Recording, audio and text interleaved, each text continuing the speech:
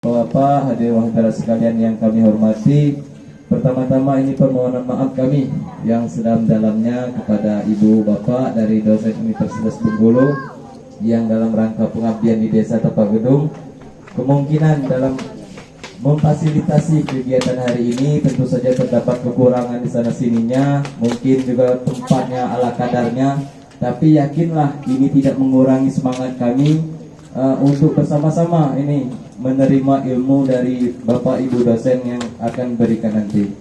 Mudah-mudahan apapun yang disampaikan ataupun yang diberikan menjadi amal jariah untuk ibu-ibu sekalian atau bapak-bapak sekalian dan bermanfaat bagi kami masyarakat Desa Tapagedung khususnya. Bapak Ibu hadirin hadirat sekalian, kami mengucapkan ribuan terima kasih terutama untuk dosen-dosen pengabdian dan juga ibu-ibu sekalian yang hadir pada kesempatan ini. Karena kegiatan ini sudah kegiatan yang ke-6, kegiatan ke-6 dari dosen pengabdian Universitas Bengkulu. Salam kami kepada LPM nanti dari UNIF, kalau sampaikan terima kasih banyak karena sudah begitu banyak ini ilmu-ilmu yang telah diberikan kepada kami. Karena kami ini kalau nak kuliah lah tua-tua, jadi kesempatan ini kami ini kuliah dalam waktu yang singkat-singkat ini langsung kepada prakteknya. Perlu kami sampaikan juga bahwa Desa Tapagedung ini Muhammad Muzamil ini asli Tapagedung, putra terbaik Desa Tapagedung. Kami sampaikan bahwa Desa Tapagedung ini saat ini menjadi salah satu desa wisata dari 17 desa wisata di Kabupaten Kepayang, tapi belum berkembang. Ini masih baru dimulai. Saya rasa demikian penyambutan kami, lebih kurang mohon maaf. Pada Allah mohon ampun, saya iri. Wassalamualaikum warahmatullahi wabarakatuh.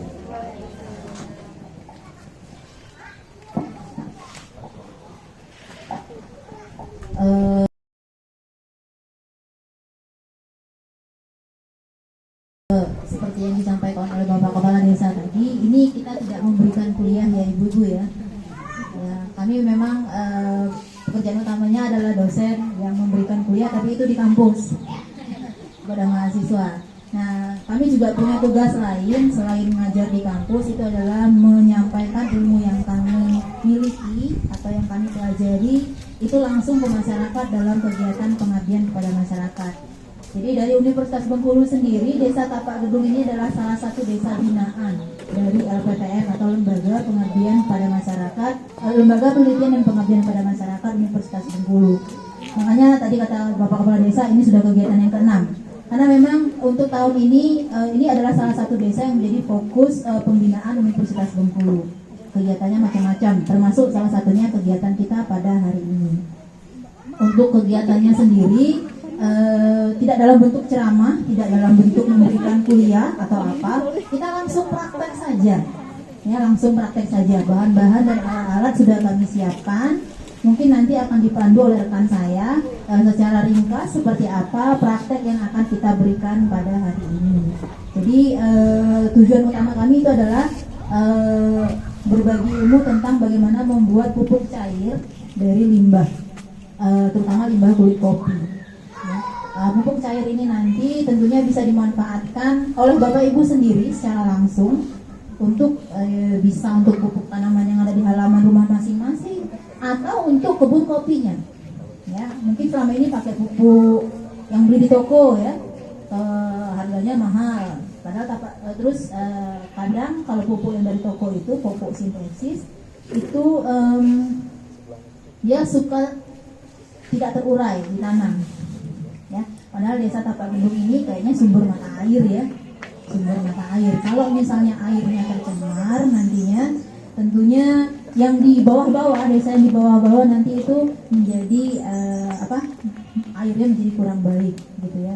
Jadi kita hindari mulai dari sekarang, mengurangi penggunaan pupuk sintetis, kita ganti dengan pupuk organik yang kita buat sendiri dari bahan-bahan yang ada di sekitar kita. Jadi ya dari kita kembali ke kita sebenarnya. Itu mungkin secara singkat tujuan dari kegiatan kita pada hari ini. Prakteknya mungkin dari teman saya, mungkin akan langsung dijelaskan dan nanti kita akan langsung uji coba saja seperti itu. Mungkin itu dari saya, langsung saja mungkin.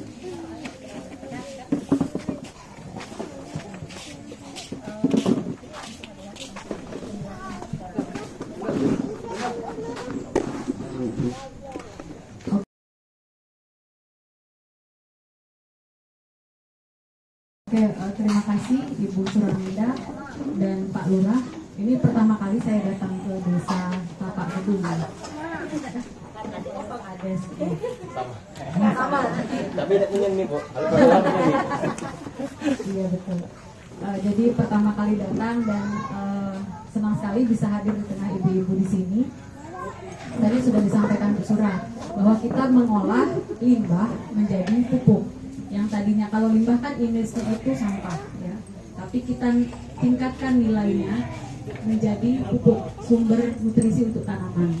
Kemudian kalau di starter atau apa ya, mikroorganisme yang membantu kita mengubah limbah tadi menjadi pupuk itu bisa menguraikan zat-zat yang ada di kopi, di limbah kopi menjadi yang lebih mudah diserap oleh tanaman. Nah, prosesnya itu sebenarnya secara alami terjadi di alam. Kalau kita hasil bekas panen, sisa limbah kopi kita langsung timbun ke tanah juga bisa jadi pupuk. Cuman kenapa kita tambahkan mikroorganisme supaya prosesnya lebih cepat? Gitu. Jadi misalnya butuh waktu 6 bulan kalau tanpa kita olah dengan mikroorganisme tambahan. Kalau dengan mikroorganisme ini waktunya jadi singkat 1,5 bulan atau sampai 2 bulan sudah jadi, ya. Nah, sebenarnya mol atau mikroorganisme lokal itu sumbernya macam-macam. Kalau di toko pertanian sudah kita kenal EM4 ya, yang sudah saya yakin Bapak Ibu sudah familiar pakai EM4, itu adalah mikroorganisme. Terus lainnya bisa dari apa sih? Bisa dari limbah dapur. Misalnya ada nasi basi, nasi sisa itu kita kepal-kepal, nanti misalkan kita masukkan ke kotak kering ya, jangan yang basah. Nanti hari kedua ketiga muncul jamur warna oranye ya. Nah, itu bisa juga dipakai. Diremas-remas, nanti dicampur air, kemudian nanti bisa dicampurkan dengan bahan yang akan kita jadikan pupuk. Bisa juga tape singkong. Itu juga bisa nanti dihancurkan pakai, biasanya ditambah gula merah ya sebagai sumber nutrisi mikrobanya, dicampurkan. Nanti ada biasanya disimpan 7 hari, setelah 7 hari baunya asam ya, bau ciri khas dari fermentasi, baru kita campurkan ke kopi, bisa juga ke limbah sayuran, pokoknya segala macam limbah. Kemudian bisa juga yang itu Bapak Ibu biasa ini, itu juga kan mikroorganisme, itu bisa juga dipakai. Artinya bisa apapun difermentasi. Ngecek kalau itu memang benar mikroorganisme target kita, aromanya aroma fermentasi, aroma kapal. Tapi kalau baunya bau busuk, berarti gagal starternya. Ya ada cemaran yang lain yang punya. Tapi kalau nasi kita simpan, nanti hari ketiga muncul yang warna oranye tadi jamur, lalu kita campur dengan sedikit air dan gula merah, disimpan di botol tertutup. Tiap hari dibuka ya Bu. Nanti ngegas gitu, meledak gitu. Nah itu 7 hari bisa dipakai sebagai starter atau mikroorganisme. Nanti kita praktekkan bagaimana tahapannya. Sudah disiapkan alat dan bahannya, nanti kita langsung praktek saja.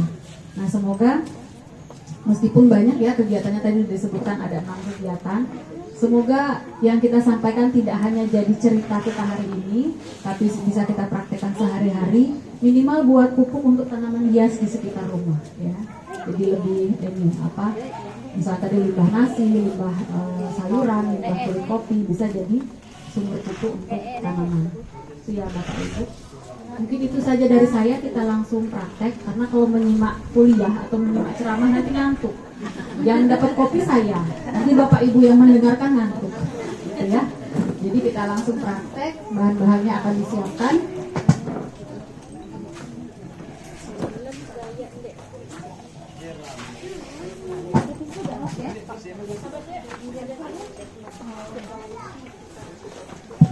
Ibu-ibu kalau ada yang mau ditanyakan sambil kita kerjakan boleh ya. Mungkin ada yang mau nanti bertanya apa saja sih yang bisa dibuat untuk pupuk atau selain kulit kopi apa saja gitu.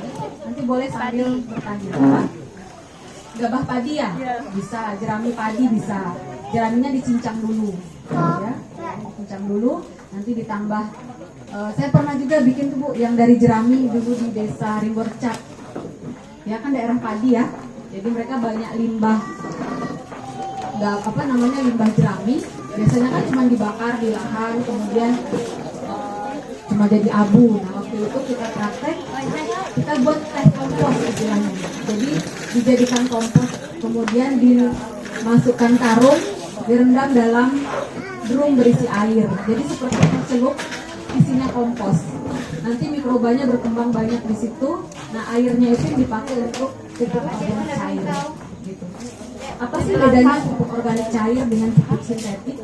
Sama-sama sumber nutrisi ya. Tapi bedanya kalau pupuk sintetik karena itu bahan buatan ya memang mengandung nutrisi, tapi membuat efeknya tanah menjadi keras. Kalau terus-menerus dikasih pupuk buatan.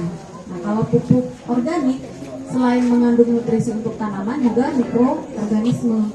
Nah, mikroorganismenya nanti hidup di perakaran tanaman, membantu menyehatkan tanaman, ya, membantu mengolah sumber nutrisi yang ada di tanah menjadi bentuk yang lebih sederhana sehingga bisa diserap tanaman.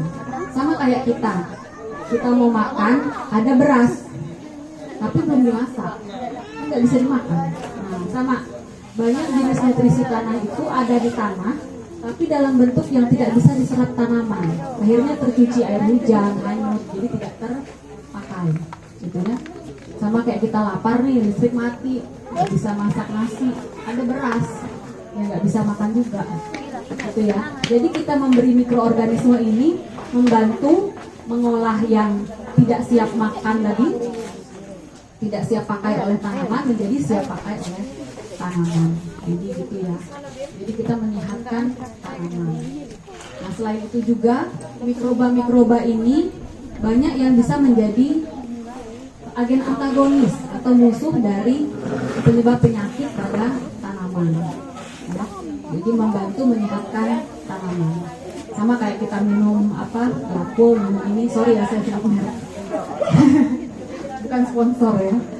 Jadi sebenarnya bakteri kan yang kita minum, karena di usus kita itu ada bakteri jahat ibaratnya. Nah, bakteri yang baik ini akan melawan bakteri jahat. Sama di tanaman, di perakaran, di daun, di batang tanaman itu banyak juga mikroba yang menyebabkan penyakit. Nah, dengan pupuk organik banyak musuh-musuhnya. Jadi kalau kita sediakan musuhnya, mereka akan membantu tanaman menjadi lebih sehat. Ya. Sehingga ketika ada patogen, tanamannya sudah sehat, sudah tahan terhadap patogen. Mungkin itu cerita sekilas tentang mikroba dan tanaman. Karena background saya dari jurusan proteksi tanaman atau perlindungan tanaman, fokus bidang riset, bidang penelitian kita hama dan penyakit tanaman. Jadi boleh juga kalau mau. Kami kalau ke lahan-lahan seperti ini langsung nyari lokasi tanam, sekalian nyari sampel tanaman sakit atau hama, dibawa pulang ke lab. Jadi oleh-olehnya itu. Saya tadi kebetulan makanya agak terlambat. Tadi mohon maaf ya ibu-ibu. Pagi tadi ada kegiatan mendampingi kegiatan mahasiswa kemah bakti di sumber urit di Curug ya, sumber urit sebelum danau. Itu juga kita tadi kegiatan mahasiswa di kebun daun bawang gitu ya, kita pengamatan di situ. Terus baru turun ke sini. Mungkin itu dari saya. Kita memulai. Oke, kita memulai ya ibu-ibu. Bahan-bahannya ini yang tadi saya ceritakan. PM4 ya, efektif mikroorganisme, isinya bakteri untuk organik dan menyehatkan tanah. Kemudian ada gula merah sebagai sumber pakannya, sumber makanan bakteri. Ada kelompok fermentasi dan limbah ya, limbah kopi. Limbah kopinya udah siap ya. Dibagi kelompok. Oke, bagi kelompok 5 kelompok, masing-masing kelompok nanti mengerjakan satu ember.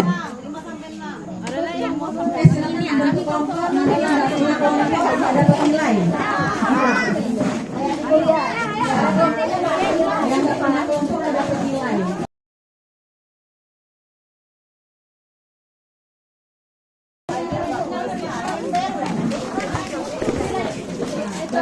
Boleh, mau tempat yang sejuk yang panas boleh pilih. Diisi air bersih.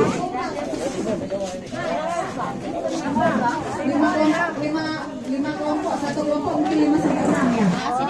Ya. Ayo nanti kelompok terbaik dapat hadiah ya dari Bu Dewi. Ini hadiahnya Bu Dewi ya. Zanit, boleh.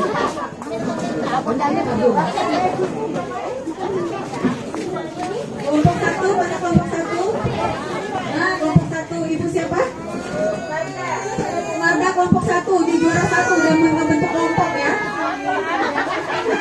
Kelompok udah juara ya Bu. Kelompok dua, siapa kelompok dua? Oke, ibu siapa? Ibu Desi. Desi, suka kelompok dua ibu Desi. Desi. Yang salah lagi. Gak apa-apa, berarti geser nanti. Kelompok tiga. Kelompok tiga, Mbak siapa ketuanya? Mbak Rita, kelompok tiga. Kelompok satu udah siap, kelompok dua Esi udah siap, Mbak Rita udah siap. Kelompok empat mana? Oh, kelompok empat udah ngisi air deh. Ya. Juara ngisi air deh nih, kelompok empat. Desmi udah juara nih, ngisi air duluan. Kelompok lima mana? Sepertiga. Ya, udah sepertiga. Kelompok lima mana? Kelompok lima mana?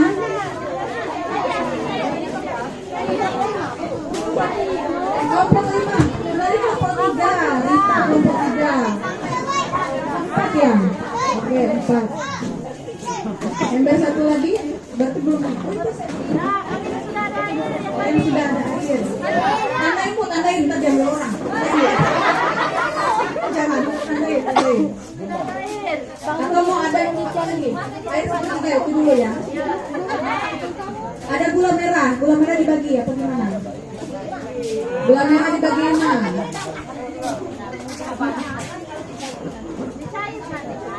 Satu cukup.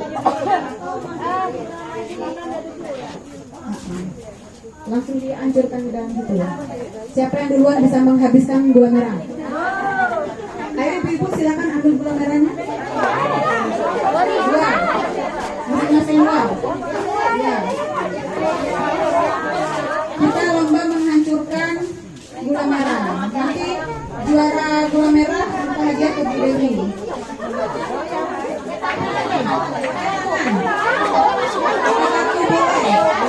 Boleh. Diomelin juga boleh, diomelin biar hancur.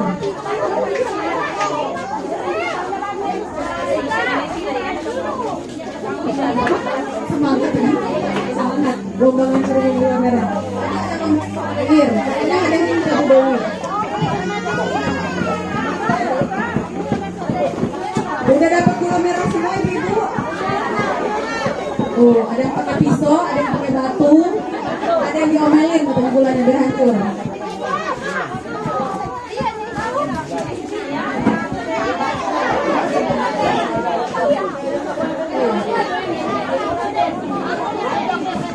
Ini ada satu ember tak bertuan, kasihan, coba. Isi aja.